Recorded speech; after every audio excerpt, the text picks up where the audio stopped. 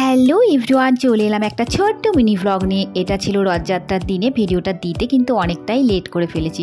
আমি আর হাজব্যান্ড মিলে রেডি হয়ে সোজা চলে এসেছিলাম দুর্গানগর স্টেশনে।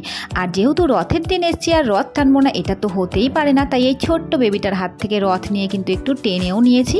এইবার কিন্তু আমরা পাওয়ার হাউসের পাশ দিয়ে কোথায় যেতে চলেছি জানো? আমরা যাব ওয়াইটি শপে। তোমরা তো সকলেই জানো SRK শঙ্কর মানে বড় একজন ইউটিউবার, ওদেরই এটা শপ। তো প্রথমবার এলাম, যেহেতু আমার বাড়ির পাশে।